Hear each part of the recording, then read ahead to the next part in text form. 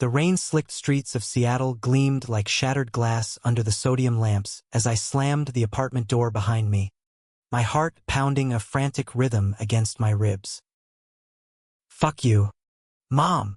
I screamed into the empty hallway, the words echoing back like a slap, but she was already gone, tires screeching into the night, leaving me with nothing but the ghost of her ultimatum hanging in the air. And there, in the dim glow of the living room lamp, stood Ethan, my stepfather, his broad shoulders silhouetted against the floor-to-ceiling windows overlooking Puget Sound, a half-empty whiskey glass trembling in his hand as he whispered my name like a prayer. "Carter." "What the hell have you done?" That night, the world cracked open like a fault line, swallowing everything I thought I knew about family, love, and the jagged edges of desire that had been carving me hollow for years. I was 25, fresh out of a dead-end graphic design gig in Belltown, crashing back at the family condo in Capitol Hill after Mom's latest meltdown, her third affair exposed, her screams about my wasted potential still ringing in my ears. Ethan had always been the steady one, the rock in our fractured little trio since he married Mom when I was 16. Tall, ruggedly handsome in that effortless Pacific Northwest way, salt and pepper hair cropped short, a perpetual 5 o'clock shadow framing his easy smile, and those deep green eyes that seemed to see right through the bullshit. He was a high school history teacher turned real estate broker, the kind of guy who quoted Whitman over morning coffee and fixed leaky faucets with the same quiet competence he brought to everything else. But I'd always known there was more to him. The way his gaze lingered a beat too long when I came home from college, shirtless after a run along the Burke-Gilman Trail. The subtle hitch in his breath when our hands brushed passing the salt at dinner. Or how, after Mom's benders, he'd pull me aside for those late-night talks on the balcony, his voice low and gravelly, sharing stories of his own closeted youth in rural Oregon, tales of barn dances and stolen glances that mirrored my own fumbling hookups in dorm rooms and dive bars. I was gay, out since 17, but with Ethan, felt different. Deeper. Forbidden.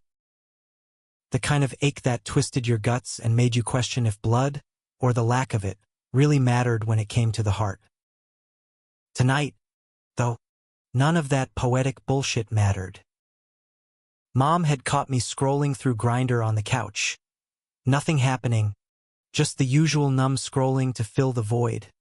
But she'd exploded, hurling accusations of me being just like your father, the deadbeat who'd bailed when I was 5. Ethan had tried to intervene, his hand on her arm gentle but firm, but she'd shrugged him off, spitting venom about how he'd ruined us both by pretending to be something he's not. Then she was out the door, handbag flying, vowing never to come back. And now it was just us. The air thick with unspoken thunder. "Carter," Ethan said again, setting his glass down on the reclaimed wood coffee table with a soft clink that sounded like a gunshot in the silence. He crossed the room in 3 strides, his flannel shirt untucked over jeans that hugged his thighs just right. God, why was I noticing that now? His hands gripped my shoulders, warm and calloused from years of hauling lumber for DIY projects. "Talk to me, kid." "What did she say this time, kid?" The word stung like salt in a fresh cut. I jerked away, my back hitting the door. "Don't call me that.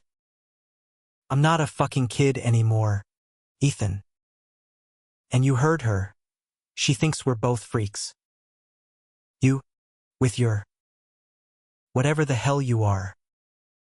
Hiding behind that perfect husband act, his face crumpled, just for a split second, before the mask slipped back into place.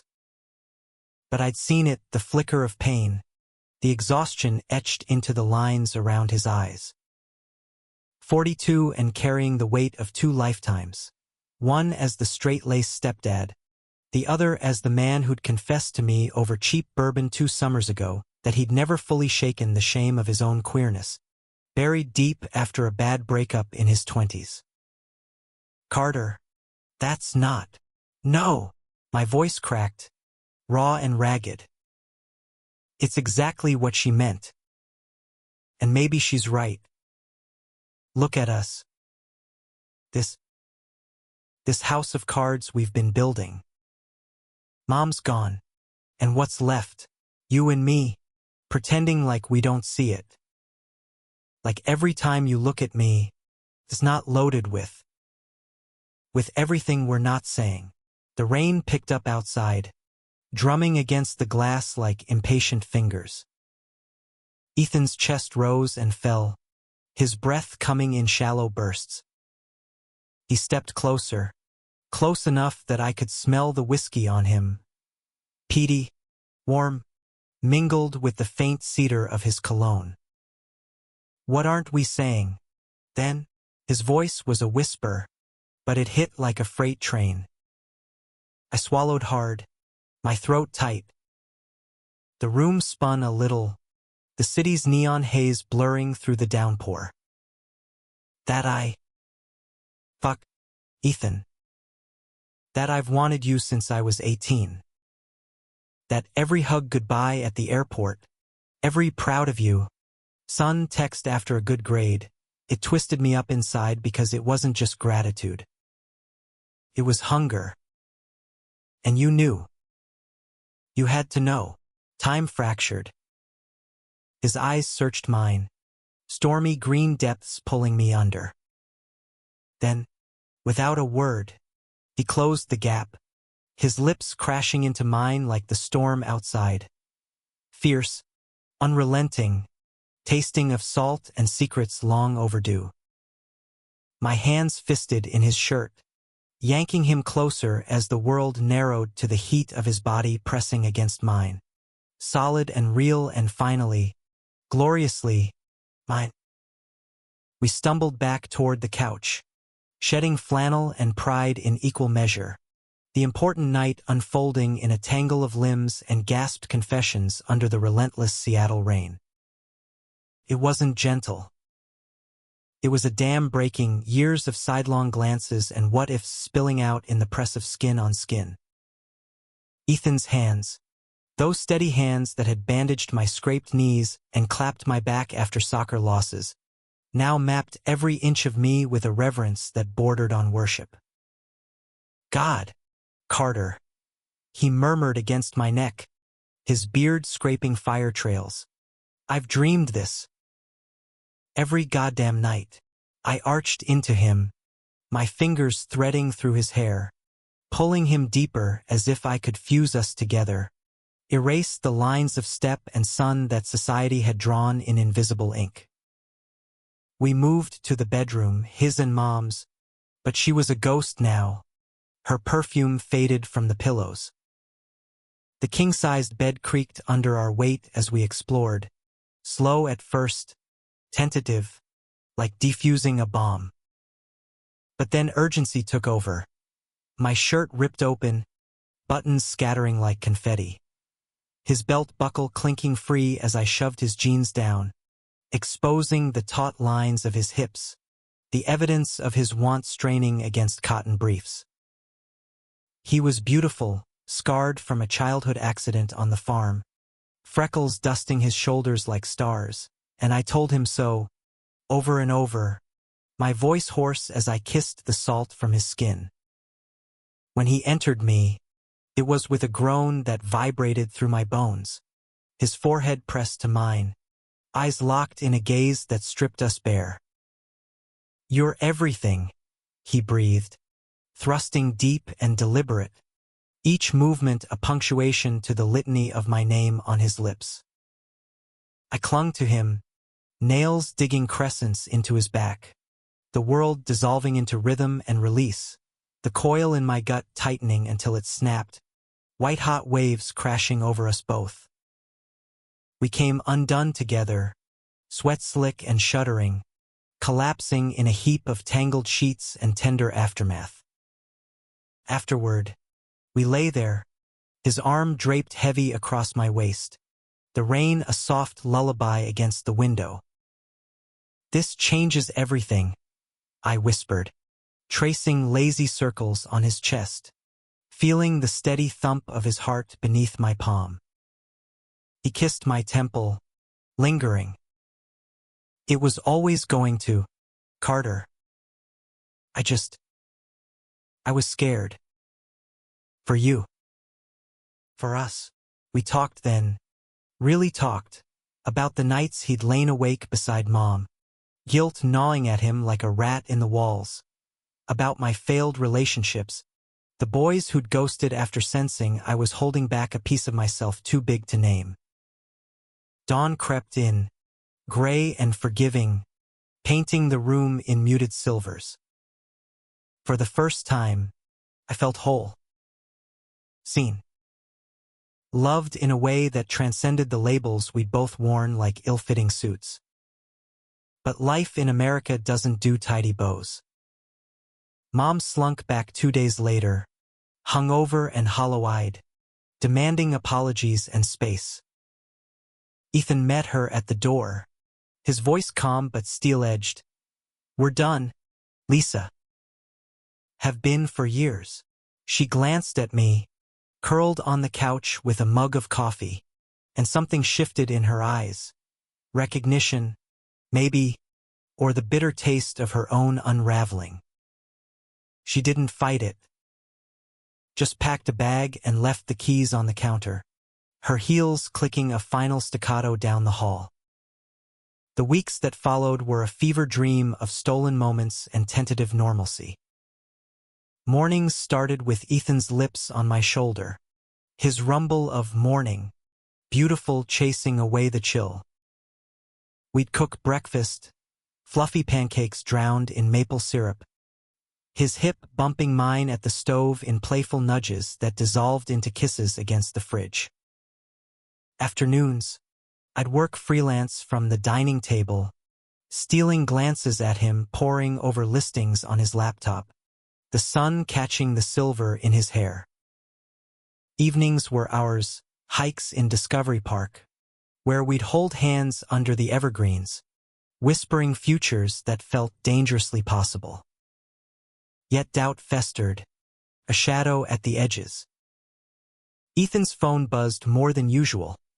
Texts from old friends, he'd say, brushing it off with a smile that didn't reach his eyes.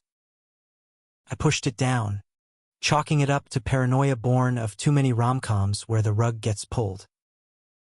But one night, 3 weeks in, I woke to the murmur of his voice in the kitchen, low and urgent. "I can't, Mark. Not now." Complicated, Mark. The name hit like ice water. I'd seen it before.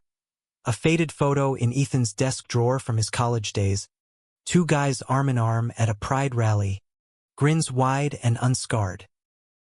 His ex, the one who'd gotten away, the ghost story he'd shared in fragments. Heart slamming, I crept to the doorway, peering through the crack. Ethan paced, phone to his ear, his free hand raking through his hair. "No, I told you, Lisa's out, but Carter. He's not just anyone. I love him, damn it. More than I ever loved you." A beat of silence. Then his face twisted, betrayal's ugly cousin. "What do you mean? You knew, and you waited till now to." "Jesus, Mark, the job offer? In Portland? That's why you're calling after all this time." My blood roared in my ears. Portland, 2 hours south. A fresh start he'd mentioned once, offhand, as a what-if for his career. But this, Mark, slithering back with promises of reconciliation, dangling a promotion at a brokerage firm like bait. Ethan's voice dropped, pleading. "I can't leave him. Not after." everything. But the seed was planted.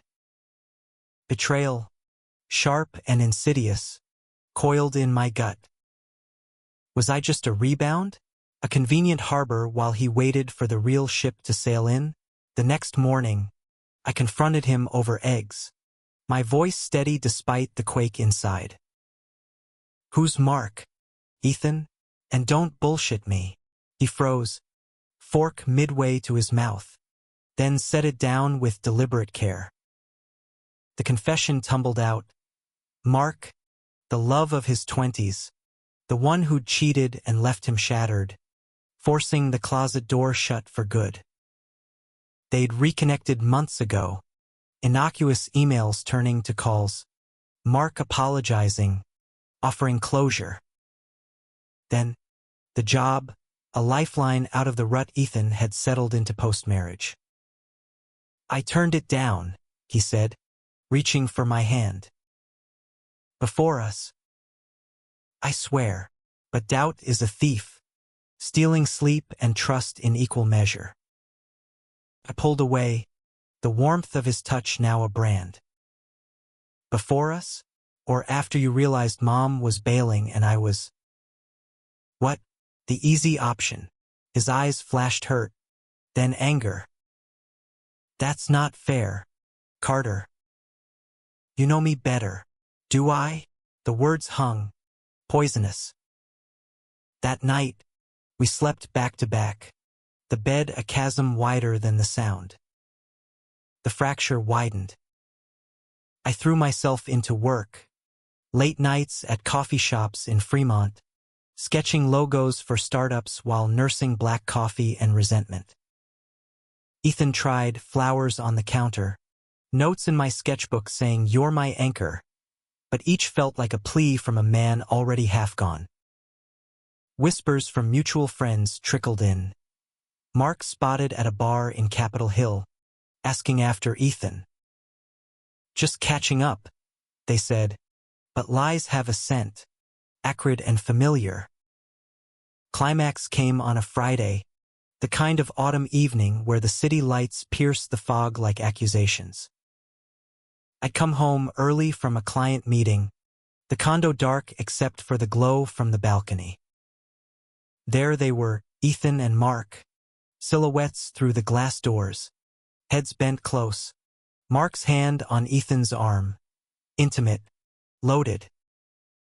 My vision tunneled, rage and grief colliding in a supernova. I burst out, the door banging wide. "Get the fuck out!" Mark startled, all polished charm in his button-down and slacks, younger than Ethan, sleeker, the ex who hadn't aged into lines of regret. "Carter? Hey, man, easy." "No!"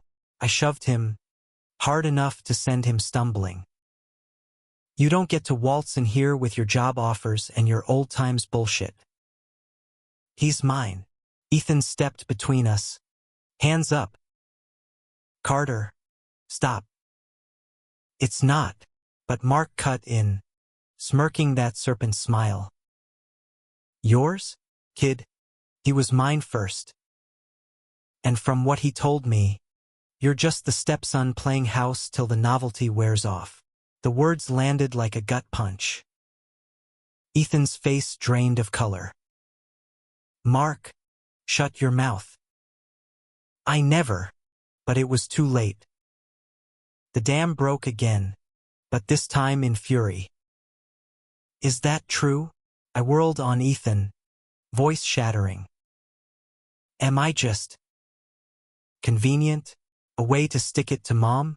To feel young again?" He reached for me, desperate. "No. God, no."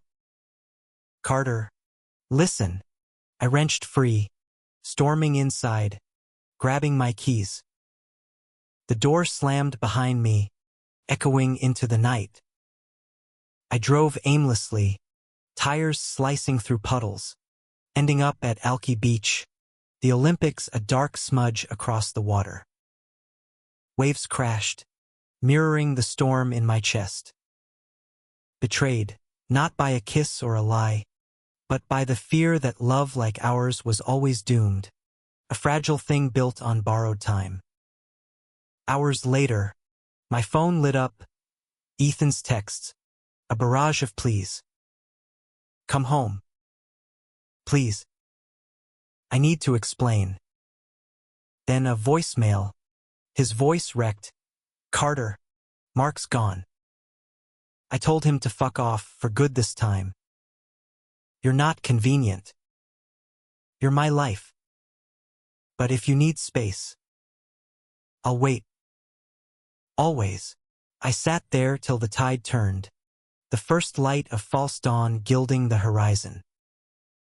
Humanistic, they call it, the messy grace of forgiveness, the recognition that we're all flawed vessels navigating tempests. I didn't rush back. Instead, I called my best friend, Jax, spilling it all over greasy diner hash browns in West Seattle. He listened, no judgment, just nodded. Love's not a straight line, man. It's a goddamn zigzag. But Ethan's solid. You gonna let one snake poison that? By noon, I was home. Ethan was on the balcony, staring at the sound, a fresh pot of coffee steaming beside him. He turned as I approached, eyes red-rimmed, hope fragile as sea glass. I thought I'd lost you. You almost did. I stepped into his space, the air humming with possibility. But I'm here. Tell me everything, no more ghosts. We sat then, knees touching, and he did the full story of Mark, the temptation of escape, the terror of finally claiming what his heart had screamed for since the day I'd walked in on him crying after Mom's first infidelity. All those years ago. I was scared you'd wake up one day and see me for what I am, an old guy with baggage, not worth the risk. I cupped his face, thumbs brushing his cheeks. You're worth every risk, Ethan. Because you're home. The kiss that followed was slow, sealing, tongues tangling with the promise of tomorrows. We made love that afternoon, lazy and light-filled, bodies moving in sync like we'd always known the steps. No rush, just the quiet affirmation of touch. His fingers interlacing mine above our heads, my legs wrapped around his waist as he whispered endearments against my collarbone. But the surprise, the real one, came 2 weeks later, on a crisp November morning. I'd woken to the smell of cinnamon French toast, Ethan's specialty, and found him at the kitchen island, a manila envelope in hand. Sit, he said, voice thick, sliding a plate my way. I obeyed, fork hovering. What's this? He pushed the envelope over, his smile tentative, radiant. Open it. Inside, legal papers, crisp and official. Adoption decree. My name, Carter James Harlan, now legally his.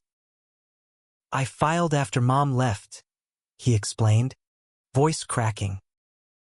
Not to replace anyone, but to make it real. You're my son. Yeah, but you're my partner. My everything. And I want the world to know it. On our terms. Tears blurred the ink, hot and unashamed. In America, where families splinter like autumn leaves, this was our rebellion. A bond forged in fire, unbreakable.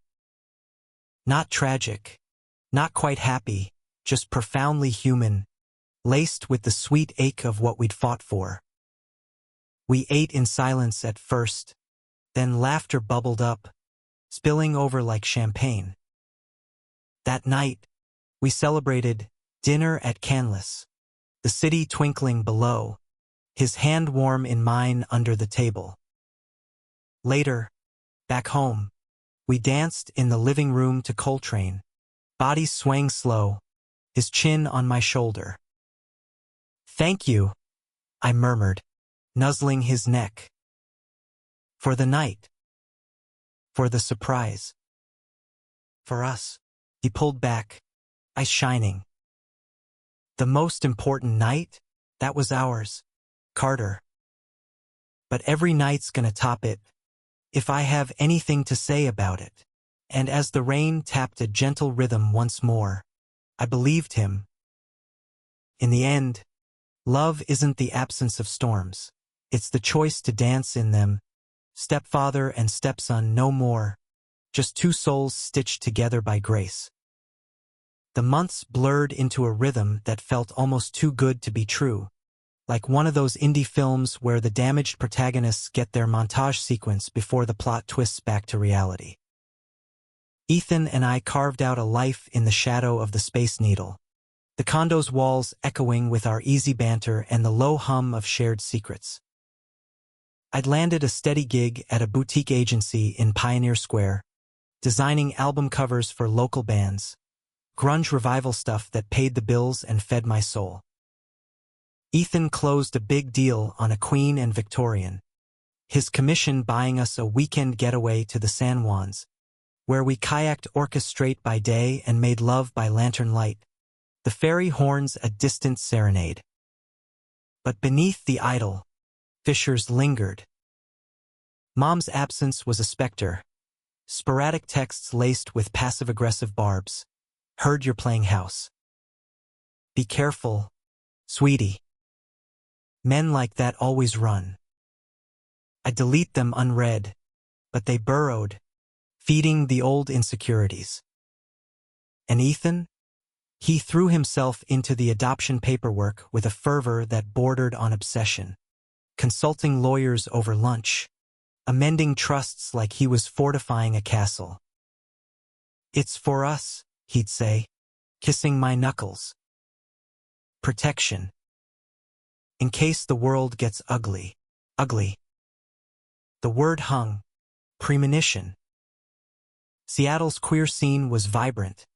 Pride parades snaking through Capitol Hill. Dive bars like the Cuff Complex pulsing with bass and possibility. But I'd seen the underbelly. The sideways glances at grocery stores when Ethan's arms slung casual around my shoulders. The whispers about that teacher guy with the younger dude. Age gap. Step relation. The taboos stacked like cordwood, ready to ignite. It sparked on New Year's Eve, at a house party in Fremont thrown by one of Ethan's colleagues. The place was a tinderbox of academics and artsy types, exposed brick walls crammed with millennials nursing IPAs, fairy lights twinkling like false stars. We'd arrived hand in hand, Ethan in a crisp chambray shirt that hugged his chest, me in slim jeans and a vintage Bowie tee. Heads turned, murmurs rippling, but we ignored them, toasting with champagne flutes as Auld Lang Syne loomed. Then Mark showed up. Uninvited, unrepentant, slipping through the crowd like smoke, his laugh cutting sharp over the indie playlist. He was with a date, some lithe 20-something with a man bun and ironic glasses, but his eyes locked on Ethan, predatory gleam undimmed. Fancy seeing you here, Harlan, he drawled, clapping Ethan's shoulder a beat too long. Heard about the big family merger. Congrats. Ethan stiffened, his free hand finding my waist, anchoring. Mark. Didn't expect the blast from the past. Mark's gaze slid to me, praising. And you, Carter, right? The prodigal stepson. Looking good. Portland's loss, I guess. The jab landed, casual venom. I forced a smile, teeth gritted. Yeah, well, some ports are worth skipping. The night frayed from there. Mark orbited us, dropping anecdotes laced with nostalgia, inside jokes from their shared past, compliments that felt like digs.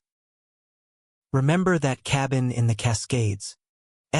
God, we were invincible. Ethan laughed it off, but tension coiled in his jaw. his grip on my hip tightening like a vice. By midnight, as fireworks cracked over Lake Union, Mark cornered me at the makeshift bar, pouring Prosecco with a flourish. You know, he almost came back to me, right? That night you two crossed the line. He called, half drunk, saying it was a mistake. Youthful folly. My stomach plummeted, the bubbly turning to acid. Bullshit. He told you to fuck off. Mark shrugged, eyes glittering. Did he, or did he just hesitate long enough for me to taste victory? Ethan's always been the good guy, marries the widow, raises the kid. But deep down, he's wild. And you're just the spark that reminded him. I shoved past, champagne sloshing, heart hammering a war drum. Found Ethan on the deck, staring at the pyrotechnics, his profile etched in explosive light. We need to go, I said, voice tight. He turned, concern creasing his brow. What's wrong? Not here. The drive home was silent, the Space Needle spire stabbing the sky like an accusation. Back in the condo, I unloaded Mark's words, the poison they'd injected. Did you call him? After that night, tell him it was a mistake. Ethan's face fell, guilt a thundercloud. He sank onto the couch, head in hands. Yeah. I did. For like 2 minutes. Panicking, thinking I'd ruined everything. For you, for the family. But I hung up. Blocked him. It was fear, Carter, not regret. The room tilted. Betrayal's echo, round 2 sharper, because this time it was laced with truth. Fear of what? Loving me? Or fear that I'm not enough to make you stay? He surged up, cupping my face, desperate. You're everything. More than enough. I was scared of the fallout, the judgment, the loss. But I've chosen you, every day since. We argued then, voices rising over the distant pop of straggling fireworks. Me hurling accusations of half measures, him pleading for trust earned in actions, not words. It ended in tears, my back against the wall, his forehead to mine. I can't lose you, he whispered, broken. Not to this. You won't. I lied, the words ash in my mouth. But sleep evaded us, bodies curled apart, the chasm yawning wider. January brought a fragile thaw. We tried therapy, a queer-affirming counselor in the U District, her office a sanctuary of plants and rain sounds. Sessions peeled layers. Ethan's internalized shame from a conservative upbringing, my abandonment wounds from Dad's ghost and Mom's chaos. Love requires radical honesty, she said, her voice a gentle prod. We practiced it date nights at the market, where we'd share one fear over chowder, mornings journaling gratitudes, his scrawl filling pages with your laugh, your fire, your home in my arms. Slowly, the ice melted. By Valentine's, we'd rebuilt enough for a weekend in Leavenworth, the Bavarian village blanketed in snow. We rented a cabin, fireplace crackling as we sipped glühwein, bodies entwining on a bearskin rug. I love you, Ethan murmured, tracing my spine, his touch reverent. No ghosts. Just us. I believed it.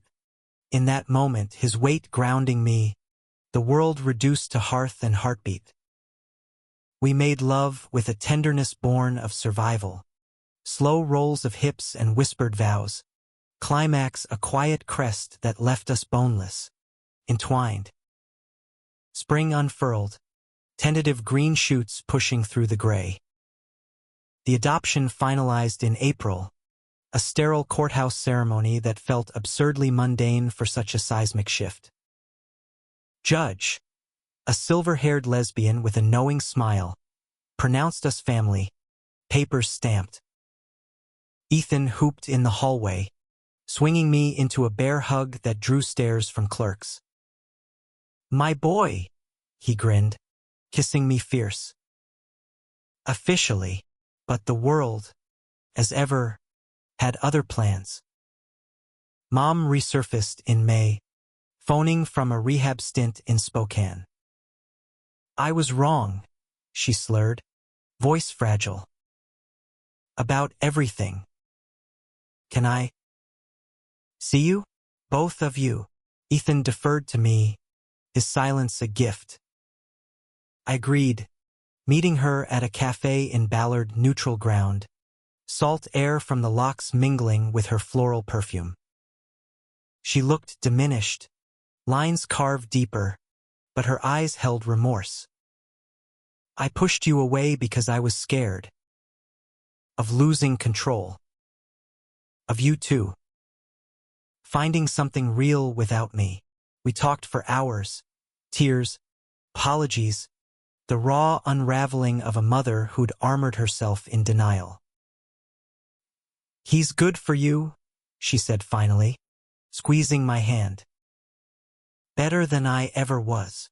It wasn't absolution, but it was peace, a humanistic truce, acknowledging the scars without demanding erasure. Emboldened, we went public. A photo on Ethan's Insta, us at Gasworks Park, arms around each other, caption family, redefined. Likes poured in, mixed with trolls, sick. Step incest much? But supporters drowned them, rainbows in the comments. Jax threw a barbecue to celebrate, the backyard alive with drag queens and craft brews, Ethan grilling burgers with a grin that lit the dusk. Yet the undercurrent pulled. Mark, ever the specter, emailed Ethan, "A final goodbye," he claimed, but laced with barbs. "Saw your little announcement. Cute. But when the kid realizes you're holding him back. Don't say I didn't warn him." Ethan deleted it, showed me the thread, but the damage seeped, doubts drip, eroding foundations. Climax brewed in June, Pride weekend. The parade was electric, floats thumping bass, leathers and glitter marching under rainbow banners.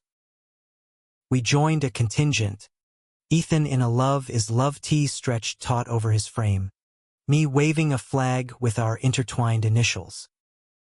The energy was euphoric, bodies pressing in celebration, until Mark appeared again, float with his brokerage's sponsorship, all corporate sheen masking the sneer. He waved us over during a lull, champagne flute in hand. "Joining the circus, boys? You look domesticated." Ethan's arm tightened around me. "Piss off, Mark. We're good." But Mark leaned in, voice oily. "Are you? I heard about the adoption, sweet, but legally, it's a loophole. Stepdad claims the son he couldn't resist. Papers won't hide the scandal when it blows." The crowd surged, but his words isolated us, a bubble of venom. I snapped, shoving him. "You're pathetic. Clinging to scraps because you lost the man who mattered." Security intervened, hauling Mark away, but the seed sprouted thorns. That night, post-parade after-party at Numo's, Ethan vanished for 20 minutes, bathroom break. He said later. I found him outside, phone in hand, face ashen. "What, Mark?" He texted a photo of us that first night. From his car he must have followed, snapped it through the window. Horror iced my veins. Blackmail fodder, intimate proof twisted into weapon. What does he want? You. Gone.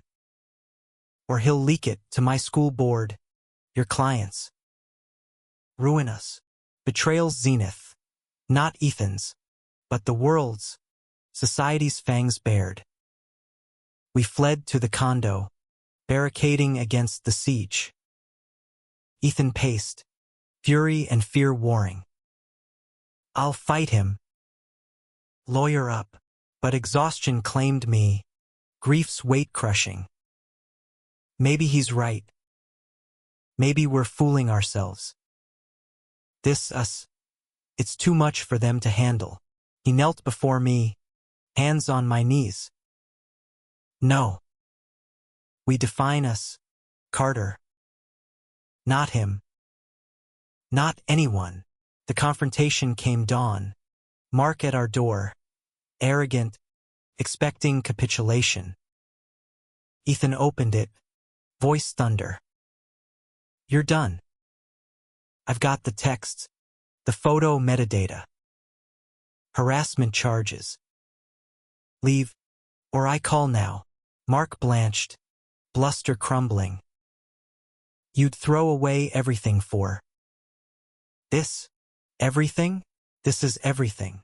Ethan slammed the door, deadbolt clicking final. In the aftermath, we rebuilt fiercer, press charges, therapy intensifying, a support group for queer families knitting us tighter.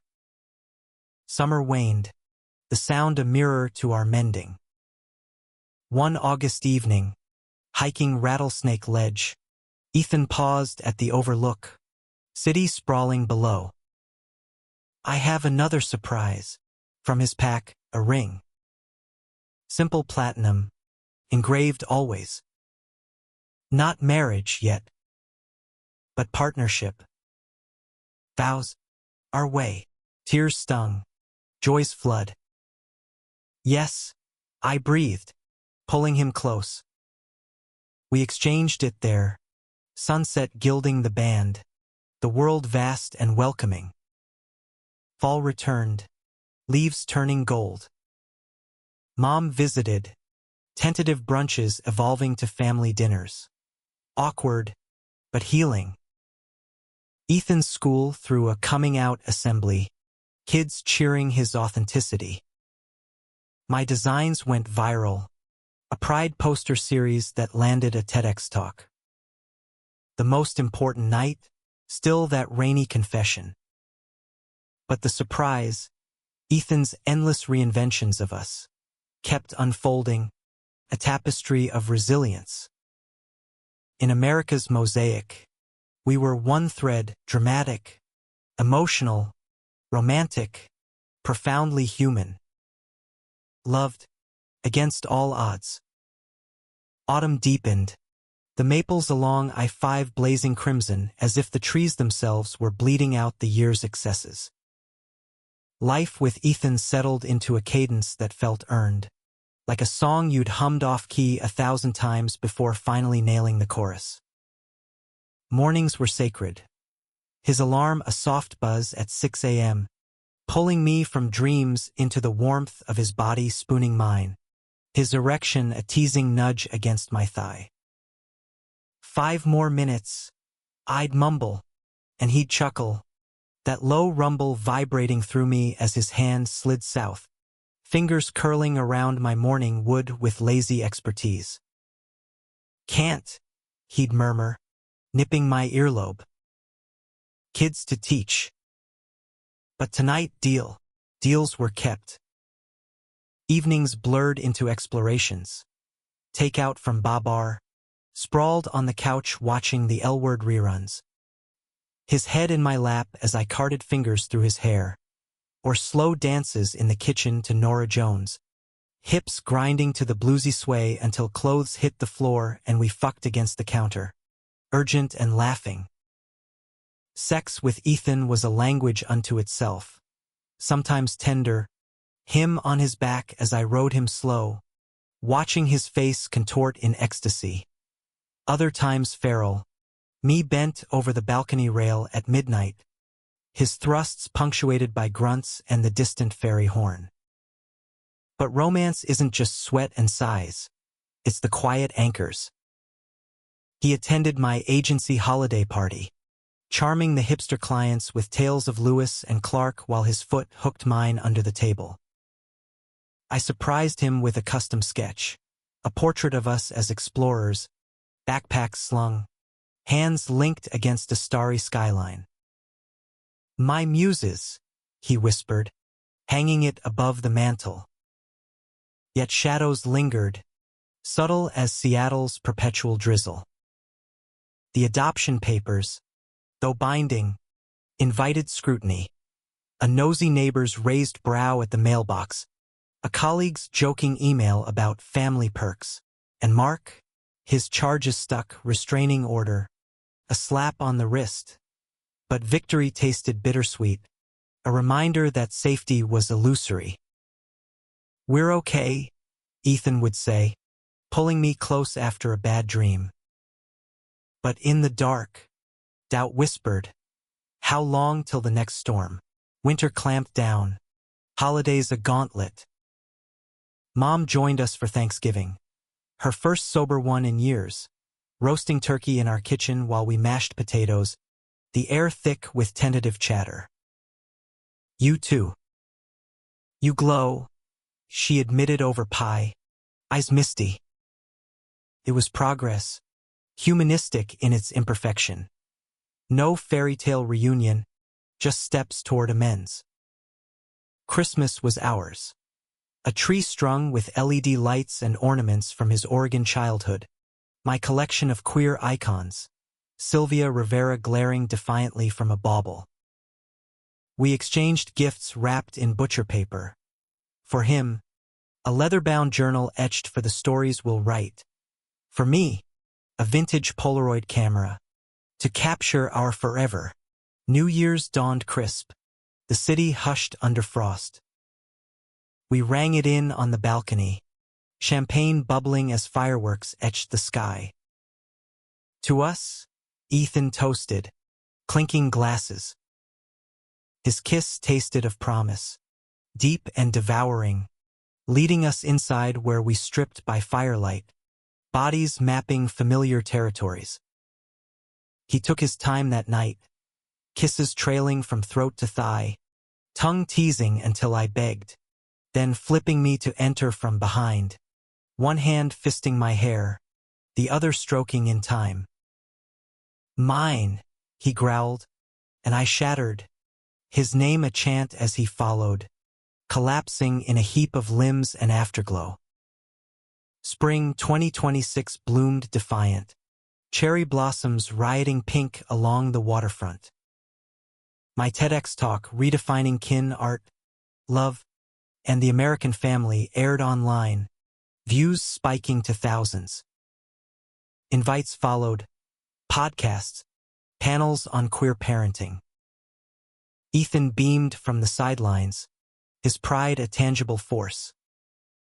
"You're changing the narrative, kid." Still slipped out, affectionate now, a bridge to our past. But evolution crept in, talks of marriage. Legal in Washington since 12, but seismic for us. "Eloping to the Olympics?" He'd tease over breakfast. "Or Vegas, baby?" I laughed it off, but the idea rooted, tendrils wrapping my heart. Betrayal scar had faded to silver, a reminder rather than a wound. Therapy helped, our counselor's gentle probes uncovering layers. My fear of abandonment an echo of Dad's exit, Ethan's of unworthiness from Mark's ghost. "Healing isn't linear," she reminded. We leaned in, building resilience like a seawall against the tide. Conflict resurfaced subtly, a ripple turning to wave. Ethan's school, progressive on paper, hinted at concerns post our Insta post. Parents murmuring about role models. The principal's email veiled in HR speak. "Nothing official," he assured me. But tension etched his sleep, nightmares jerking him awake. Then the call, mid-May, from the district office. We need to discuss your personal life. Complaints about appropriateness. Rage boiled in me, protective and primal. They're bigots, I snarled that night, pacing as Ethan stared at his coffee. Gone cold. Sue them. Go public. He shook his head, weary. It's the kids, Carter. I can't risk their safe space for my drama. Drama. The word ignited old fuses. Our life isn't drama, it's real. And you're folding again, like with Mark. His eyes flashed. This isn't folding. It's protecting what's ours. The fight erupted. Accusations flying. Me calling him a coward, him labeling me naive. You think art fixes everything? This is my livelihood. And our love's collateral? I shot back, voice breaking. I stormed out, crashing at Jax's in Ballard, the spare room a cocoon of resentment. Texts pinged, come home. Please. I ignored them, nursing a beer and my pride. Dawn brought clarity, Jax's blunt wisdom over takeout foe. Fight smart, not hard. He's scared because he loves too much to lose. I returned at dusk, finding Ethan on the balcony, whiskey in hand, the glass untouched. I'm sorry, I said, sliding beside him. I pushed too hard. He pulled me into his lap, face buried in my neck. No. You're right. I was hiding again. The reconciliation was raw. Tears mingling as we confessed fears. Bodies seeking solace on the lounge chair. Clothes discarded under the emerging stars. He entered me slow, eyes locked, each thrust a vow.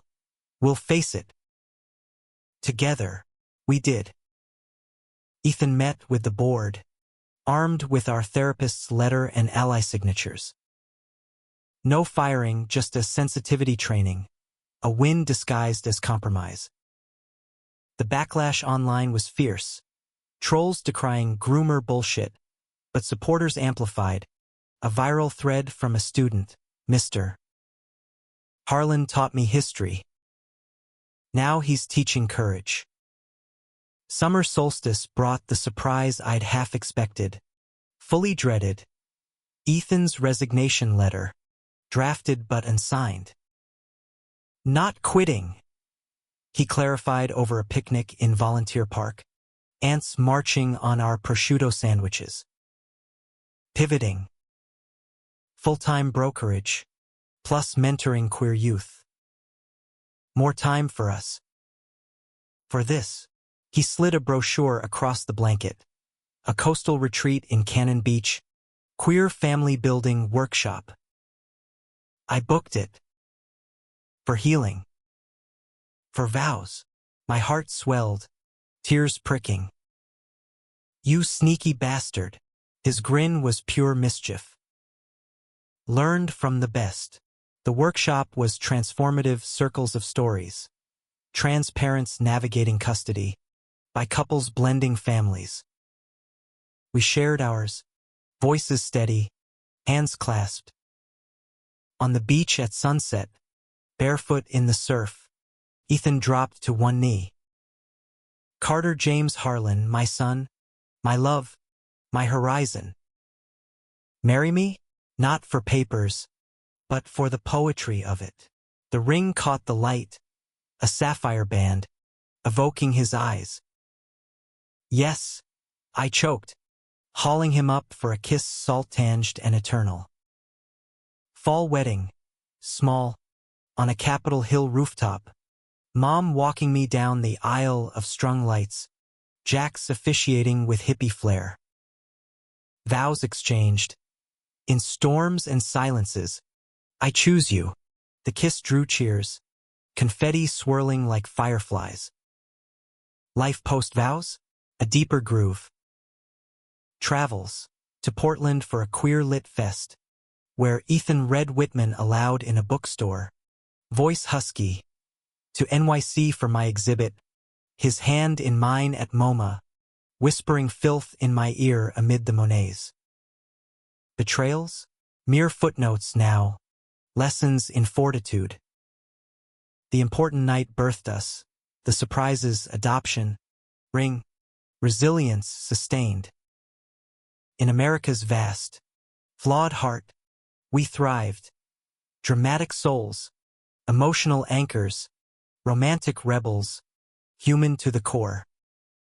Winter wrapped us in its chill embrace once more, but this time, the cold held promise rather than peril, a hush before the bloom. Married life with Ethan was less fireworks, more hearth fire, the steady crackle of companionship, warming the bones against the damp Seattle chill. We'd wake to frost-laced windows, his breath ghosting my neck as he murmured, "Coffee or cock first?" A ritual that often devolved into the latter, me on my knees in the shower, water cascading as I took him deep, his groans echoing off the tiles like a private symphony. Mornings after we're lazy, him scrolling real estate listings while I sketched at the island, our feet tangled under the stool. "Look at this," he'd say, shoving his tablet over, a fixer-upper in Finney Ridge, craftsman charm begging for our touch. Dream house. I eyed the photos, envisioning weekends sanding floors, painting walls in shades of sea glass. Only if it has a studio for me. And a hot tub for extracurriculars. His laugh boomed, pulling me onto his lap for a kiss that tasted of future. We weren't rushing. The condo suited our transient souls, but the seed planted, roots delving. Professional tides shifted too. My TEDx ripple grew into waves. A book deal for Kin Unbound, essays weaving our story with broader queer narratives. Deadlines loomed, but Ethan was my North Star, editing drafts over wine, his red pen gentle, insights sharp as his history lessons. This part? Gold. But here, lean into the vulnerability. That's where the magic lives. His pivot flourished, brokerage booming, but the real joy in his youth mentorship program. Trails untrodden. Weekly meetups at a Capitol Hill cafe for LGBTQ plus teens, sharing coming out war stories and college tips. At crash sessions, sketching portraits of wide-eyed kids, capturing their tentative bravado. One evening, a shy freshman named Riley cornered me. "Your book. It's like you wrote my fears." "How'd you?" "No." Ethan's hand squeezed mine under the table. "Because we lived them," I said. "And survived." Mom's integration deepened, a slow thaw into something resembling family. She relocated to a Fremont apartment, sober and scripting for indie films, her talent rediscovered in recovery. Sunday suppers became tradition. Her lasagna, Ethan's garlic bread, my salads artfully plated. Conversations meandered. Politics, her liberal rants mirroring mine. Memories, her softening on Dad's flaws. "I envied you too," she confessed one night. Wineglass paused. "That certainty. I never had it." Ethan reached across, covering her hand. "You do now. With us. Humanistic grace. Forgiveness not erasing scars, but framing them in light. Yet conflict, that old adversary, slunk back in spring's guise, a verdant betrayal from an unexpected quarter. Jax, my rock since college, announced his move to LA screenwriting gig, chasing Hollywood dreams. "It's time," he said over beers at the Elysian, his eyes bright but shadowed. But I'll visit. Promise. The loss gutted me, irrational and acute, a fraying of the fraternal thread. You're bailing too? I joked, but it landed flat, echoing Mark Spector. He punched my arm. Asshole. It's not bailing, it's flying. You'll have hot stepdaddy to catch you. Home that night, I unloaded on Ethan, curled against his chest on the couch. Everyone leaves. Dad, Mom for a while, now Jax. What's next, you? His arms tightened, voice a rumble. Me? Never. But I get it, the fear. It's valid. We made love then, fierce and affirming. Him pinning my wrists, thrusting with a possessiveness that bordered on prayer. My legs locked around him as I arched, crying out his name like a talisman. Release came shuddering, binding us closer. Jax's farewell party was a tear-soaked rager at his loft drag shows, jello shots, toasts slurring into dawn. As he hugged me goodbye, whispering, "Be the brave one, Carter," I felt the sever, not abandonment, but evolution's ache. Summer arrived sweltering, anomalous for the Northwest, a heat wave that turned the sound to steam. We escaped to the cabin in the San Juans, the one from our early days, now ours via Ethan's savvy buy. Days blurred. Sailing lessons where I'd capsized deliberately, splashing him till he tackled me overboard. Nights on the dock, stargazing naked, his fingers tracing constellations on my skin before sliding lower, stroking me to the rhythm of lapping waves. There, amid the briny hush, the next surprise unfolded. We'd hiked to Lime Kiln Lighthouse at dusk, seals barking below as the sun dipped molten. Ethan paused on the trail, backpack slung low. Sit with me. We perched on a driftwood log, the lighthouse beam sweeping like a searching eye. He unzipped a side pocket, extracting a slim box, velvet, worn. Not another ring, he grinned. But close. Inside keys, gleaming new, attached to a fob-etched Harlan Haven. The Finney place. Closed last week. Our home. Tears welled. Joy's sudden surge. You. When? Been plotting since New Year's. Wanted it perfect, for the family we're building. Building. The word hung. Electric. Later, over lobster bisque at the resort, he elaborated, "Kids, Carter. Not tomorrow, but someday. Foster, adopt, whatever fits. I want mini SES running wild, teaching them Whitman and how to throw a curveball." My chest tightened, visions flashing. Little ones with his green eyes, my artist's hands, a home alive with chaos and love. Yeah, I whispered, hand over his. Someday, fall brought the move. A whirlwind of boxes and buddies, Jax flying up for the lift, his truck bed groaning under furniture. The house was a revelation. Turreted windows flooding light into my studio, a backyard sloping to a creek where Ethan envisioned a treehouse. We christened it that first night, sleeping bag on the bare living room floor, bodies slick in the summer's lingering warmth. He took me slow, missionary deep, our eyes never breaking. Hours. He breathed with each rock, and I came undone, claiming him in return till we were spent, tangled in cotton and dreams. Winter holidays amplified the newness. Tree in the bay window, lights twinkling on the snow-dusted eaves. Mom hosted, Her apartment aglow with menorah candles, a nod to her reclaimed Judaism, lax sizzling as we swapped stories. Ethan's program expanded. Trails now with a grant. Field trips to Olympic rainforests where teens hike trails of self-discovery. Climax crested unexpectedly. A storm from clear skies. February. A call from the agency. Budget cuts. My contract non-renewed. Creative differences. They couched. But whispers pointed to a conservative client balking at my personal branding. Our story. Splashed in media.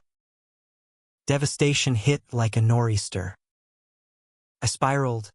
Sketches abandoned. Pacing the empty studio. They hate us. I railed at Ethan one blizzard night. Snow howling outside. Hate what we represent. He pulled me down. Blanket fort built impromptu. Or fear it. Because it's powerful. His touch soothed. Massage turning intimate. Fingers probing till I relaxed into him. Flipping to straddle as I sank down. Riding the wave of his fullness. Grief transmuting to grit. From ashes. Reinvention. Freelance surged. My book hitting shelves with a splash. Reviews hailing its raw humanity. A podcast empire beckoned. Unbound threads. Interviewing queer families worldwide. Ethan co-hosted episodes. His voice a steady bass to my tenor. Spring equinox marked our first anniversary. Rooftop renewal. Just us and the officiant. Vows renewed under cherry petals. Through betrayals and births, I promised. I choose the poetry of you. His surprise that night. A nursery sketch. Walls in soft azure. Crib in the corner. Some days creeping closer. If you're ready. I was. Agencies consulted. Profiles built. Fostering first. A teen like Riley. Needing roots. Summer solstice circle closed. Approval letter arriving as we picnicked in the backyard. Fireflies winking. Our next chapter, Ethan said, toasting with IPAs. Betrayals? Distant echoes, forging our steel. The important night ignited. Surprises sustained. House, heirs, horizons. In America's tapestry, we wove on dramatic hearts, emotional depths, romantic fires, humanly whole.